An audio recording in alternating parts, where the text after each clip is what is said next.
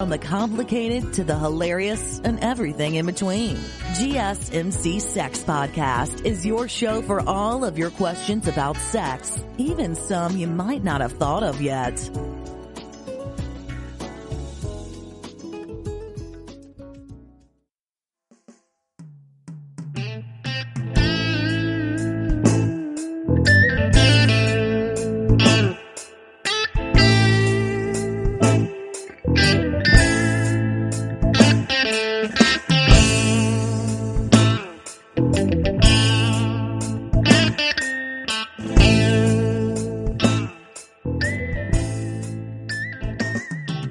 Hello and welcome to Golden State Media Concepts Sex Podcast. I'm your host, John Johnson, talking about why this person being the one that you are intimately involved with. Quite often we have that chemistry, that sexual tension experience, and we just sort of go after that person. We let them know we have a sexual interest in them. But for some of us, it wanes. It comes and goes. So is that about having lots of curiosity? You see lots of things or people that you're attracted to, and you just keep going for the next one until you stop going for the next one. What makes you stop at the person that you're with? Because some people are in that quest. It's almost like being on a treadmill. They're just forever seeking. And yeah, the simple thing is to say, oh, all right, there's something internal going on there, that they're constantly seeking this sexual connection with someone and many new someones. What's that on the inside? I mean, yeah, I can talk about it from that standpoint, but I really want to go from where a lot of us think about our sexual connections and, that chemistry thing. We have in our minds oftentimes a fixation on what's attractive to us. And there's a lot that's written about why we are attracted to certain individuals, but I'm going to keep the topic on something that I think we can all relate to. And we see in ourselves this pattern that, certain height, certain body type, eye color, hair color, those things, those physical descriptions, which are easy to identify fairly quickly. And when you start talking about the relationship itself, now for some people that can become really scary, because it's as if you have to really become authentic in being attractive to this other person in order to be physically intimate with them. Now some people just go strictly for the veneer, which is the external, it's the appearance, and have sexual chemistry with them. And I think when you do it on just the veneer, obviously, I say obviously, but from my perspective, because of the thin veneer, it doesn't necessarily have the staying power. Now, some people are able to have sexual relationships, or said differently, have a sexual relationship that's ongoing for quite some time because that's what they seek. But I think fairly quickly, for many people, they burn out, and those are the individuals I'm speaking to with this particular podcast. It's how you stay engaged in that person or with that person. Why this particular individual? And I can talk about it from the standpoint of the vulnerability, that it's not just about being sexual. I mean, obviously there's a huge vulnerability component there. And in seeking pleasure, we take a great deal of risk when we invest in someone else, because it's bilateral. They have an investment in you, you have an investment in them, and depending upon the outcome of that experience determines whether there's going to be a future. I think we see those experiences, and I know why a lot of people keep seeking new adventures. And part of it is the feeling, the vulnerability of needing someone can be overwhelming. So starting something new is a lot easier than being connected to one person and maybe finding out, because of what you discover when you are with someone, is you find out a lot about yourself. Being vulnerable, you find yourself open to, say, hearing criticisms. Constructive. Let's say this in a nice way.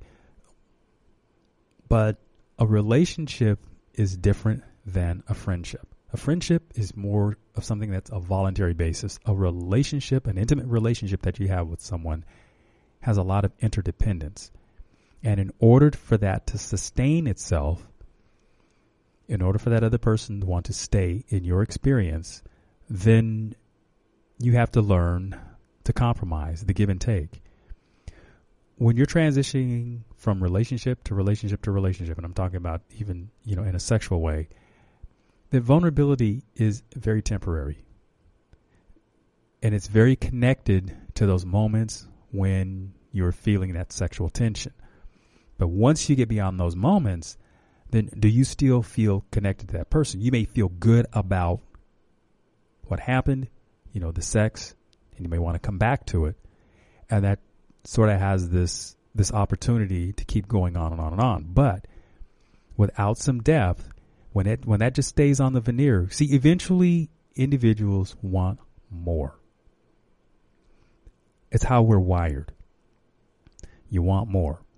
You want to be able to have that good relationship, and you want to be able to invest in it. You want to create some permanence. And how do you do that? You have to create some depth, because the veneer itself is never going to be just enough. So you start looking for people who are willing to be more vulnerable. And in that, maybe even more vulnerable sexually. Maybe they become more experimentative. You can try lots of different things sexually when you feel like you have a routine, you have a rapport with that individual. But if you don't have that experience with them, you're not going to take the risk.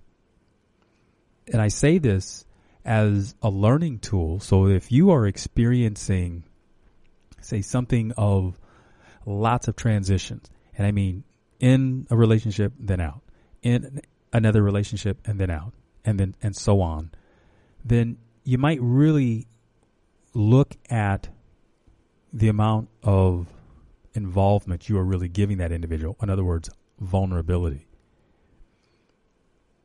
Because we look for that. We look for that connection. Sex is a great gateway to experiencing a lot of things about yourself. Your honesty, your vulnerability, your authenticity. And because what you seek in someone else oftentimes is what you feel you don't see in yourself.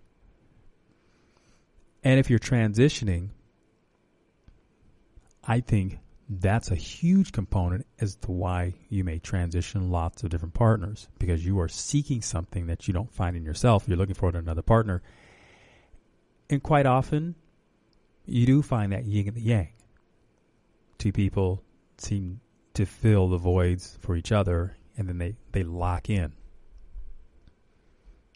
I think the people that tend to experience this, the disappointment in all of that, are the ones who not only transition a lot of relationships, but maybe they cycle back through and find out that one of their, say, sexual interests has found somebody else. Have you ever had that experience where somebody that you were interested in, at least to some degree, you didn't really commit to something of depth? I mean, you were there, but maybe not enough to satisfy that other person's need. They find somebody else, they lock in with them, and you are on the outs. You no longer are able to be with that person. That's another reason why we transition relationships. Remember, I was talking about vulnerability and being open to that part of it. I have to take a break here, but I'm going to come back and I'm going to pick up on that right after the break.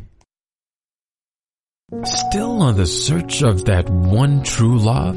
On the limbo in this crazy world of dating, marriage, relationships? Well, listen to the Golden State Media Concepts Relationship Podcast, your one-stop podcast for everything about relationships.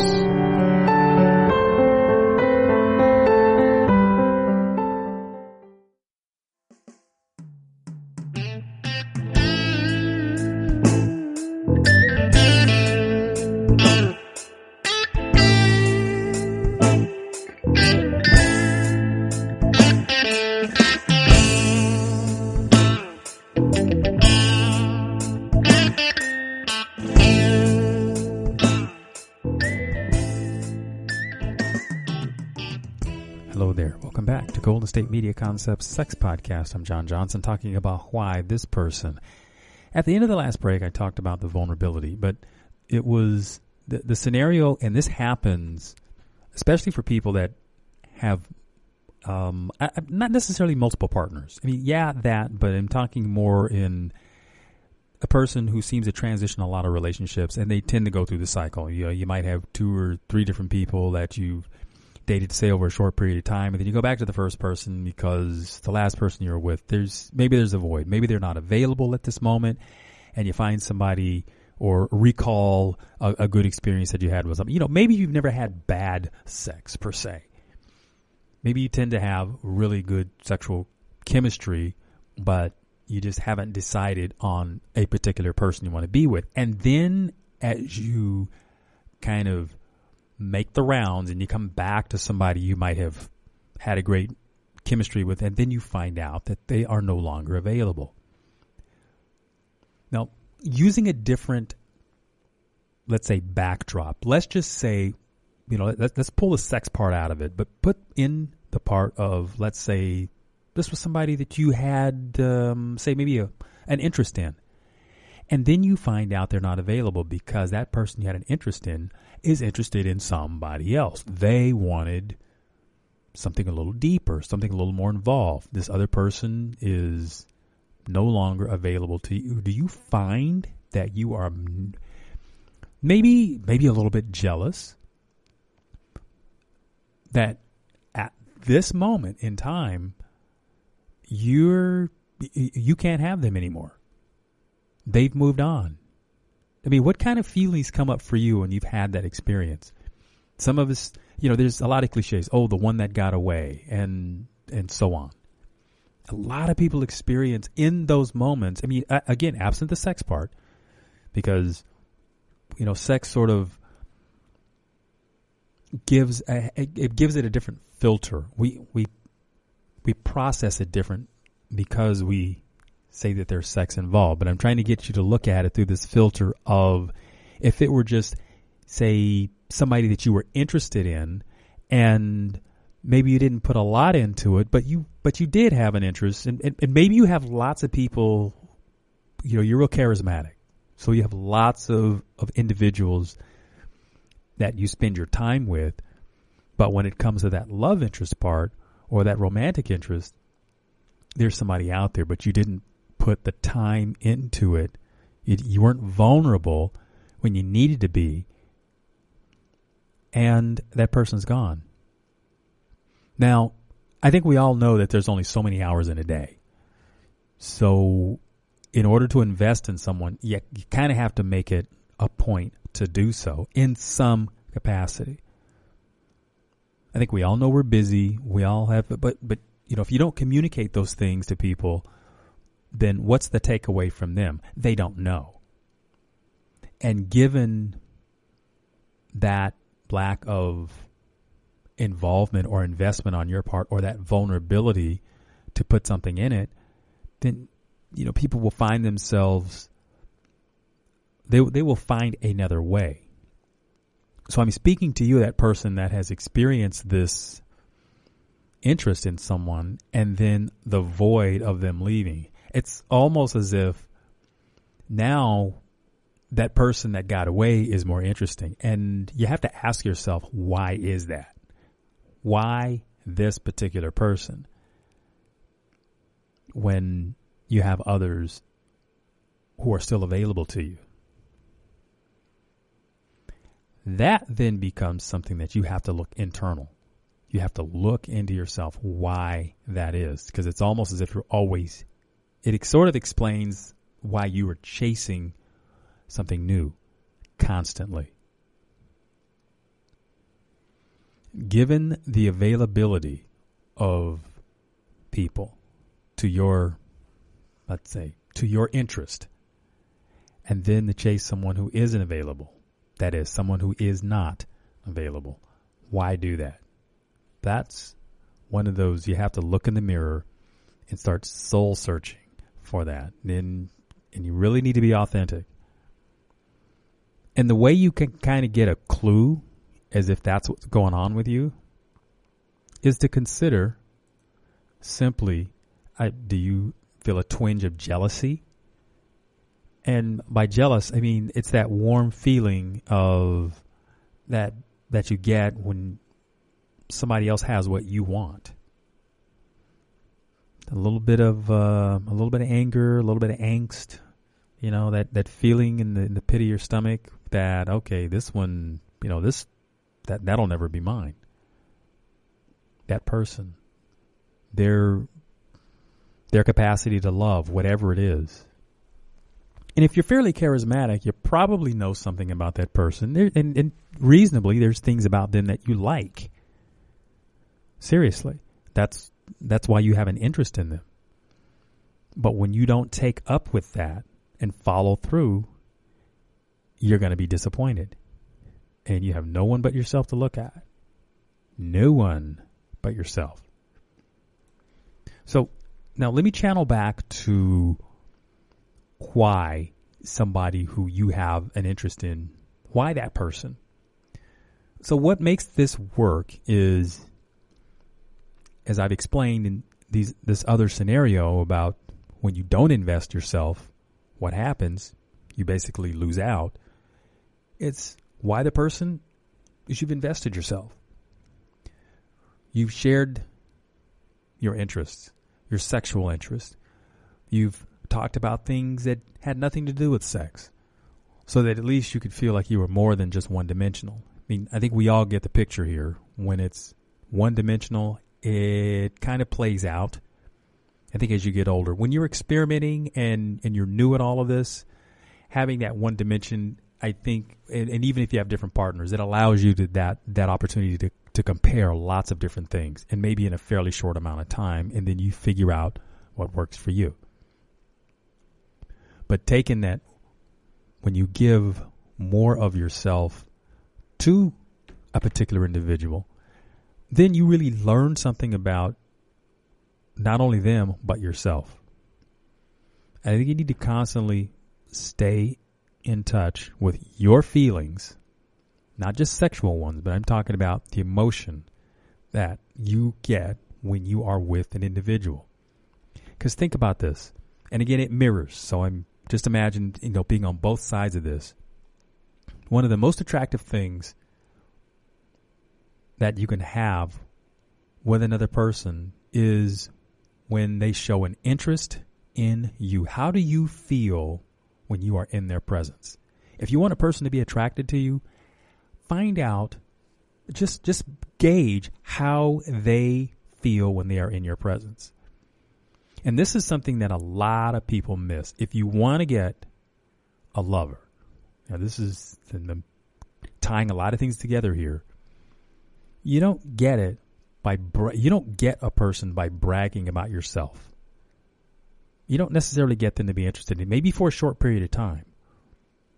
But when you turn the focus on to that other person, tell them good things about themselves. And I mean, be authentic. I mean, you don't just pull things out of the air that just sound like, catchy lines, because we can all see through that.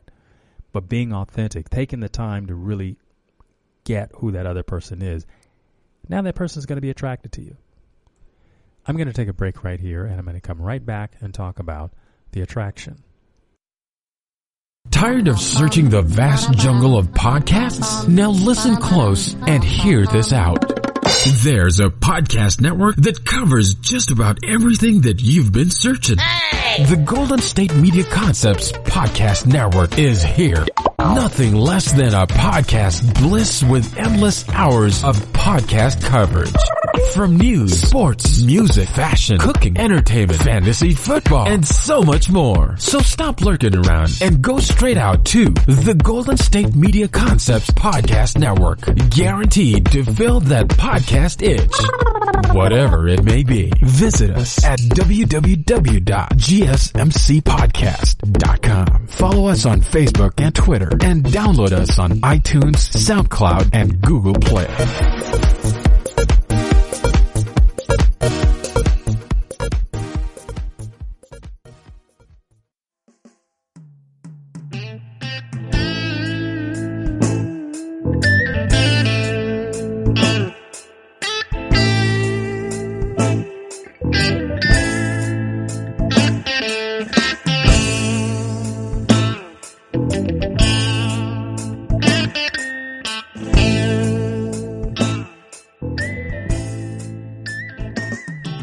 Well, hello there. Welcome back to Golden State Media Concepts Sex Podcast and talking about why this person. Now, here's this. Long before you get to do tantric sex or pull out the Kama Sutra or any of those techniques, you have to have a person who is interested in you. And you have to invest something of yourself, your time, your interest, and authentically, in order to have the kind of relationship where you really can get something out of it. And I know what it's like when people want to have lots of partners. They want to transition lots of things. And, you know, relationships can be very transitory. But for what it's like to have deep, meaningful sex with a particular partner, that's where vulnerability comes in, where you share something tangible about yourself, something that the person who you are interested in can really hang their coat on and know that it's authentic. What a lot of people get caught up into doing is they try to fake their authenticity. And by doing that, it is a character that you become instead of being yourself. And if you don't know who you are, who yourself is, then you're going to have to find out that part. Because here's what happens. I realize this is very philosophical, but it really points to the reason, as in the end, when you want good sex, it's not about necessarily being a character at this point. This is about being authentic and knowing who you are, because you will be found out. Because here's the one thing that happens when you're being vulnerable, when you're being intimate.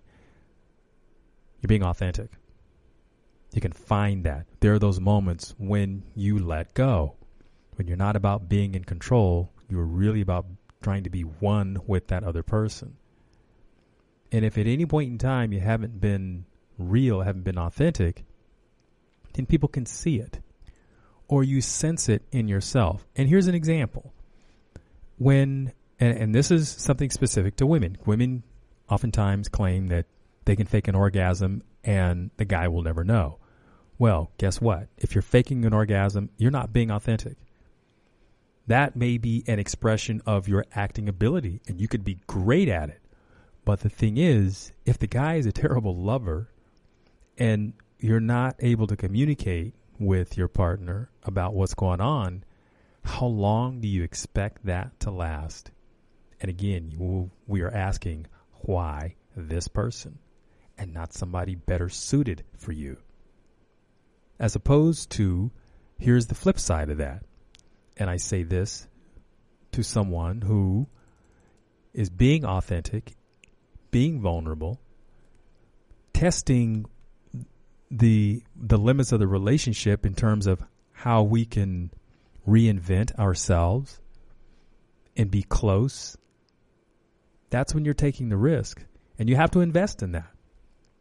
Sex is a great vehicle with which to experiment with this in. And I mean, when you have a partner who you've done all the preliminary work, you understand what vulnerability is. You have conversations about lots of things, not just the one-dimensional part about sex, because people sometimes get tired of that. Believe it, you can. After a while, it's like, okay, what else do we have here? There's plenty else. And it's always fun to come back to pleasure. Takes your mind off of other things, doesn't it? It sure does. But ultimately, the why this person is because you've invested in them. You've invested yourself in them and their understanding and their compassion and their love. And it's reciprocal. That's the expectation, that it's reciprocal. And when that need is being fulfilled, then, and I'm talking more specifically to a monogamous relationship. And I realized I didn't announce that before. And in general, this is all the learning process. But as you get to the experience of that person and being deeply involved with them and the satisfaction you feel at having their attention, being important to them, then it's self-sustaining. I had a friend that used a metaphor, and it tickled me the way he said it, but he meant it in love. Now, he certainly didn't have the capacity, and it was a guy. He didn't have the capacity to be able to love his woman as much as she had the capacity to love. But the fact is, he really cared about her, and she cared about him. He said having sex with her was like having an ATM machine, and there was money always there. He was always able to have his lover available for him. And he said that's something that he had never experienced before. And given that, I'm sure that is an absolutely wonderful feeling to be, and I'm sure there are lots of people that are able to experience that with their partners. There can be any of a number of things going on, but knowing that your partner is available for lovemaking when you want them, that's a pretty good feeling. Now, as the partner to that person, you may find yourself challenged with being able to come up with enough different new ways or something like that. I mean, if you're into having to create a new scene, quite often, you may have challenges there. But knowing that that's a component of your relationship, how you created that situation, which was investing in it. And I say authentically, and I've said that many times, so let me define that for you. When I say authentic, I'm talking about an answer that comes from the heart. That's really, truly what you have to say. It is not an answer that you give because you're reading the other person, imagining what they want you to say.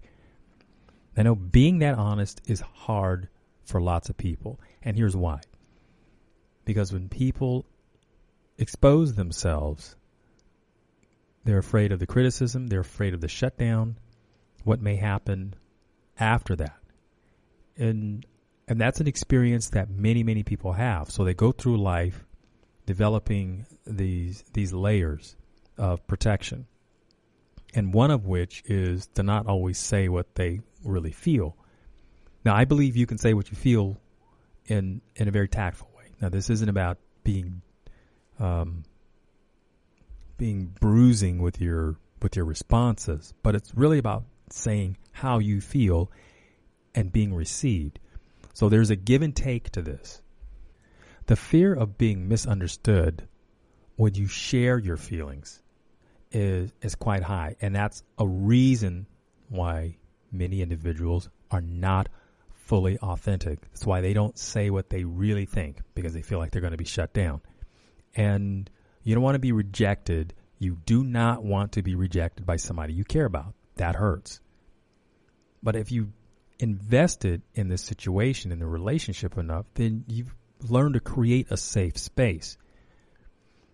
And by that being the case, then you reasonably can believe that you are being given the benefit of the doubt, meaning they understand your intention. Even if it's said poorly, they understand your intention, meaning give you the benefit of the doubt.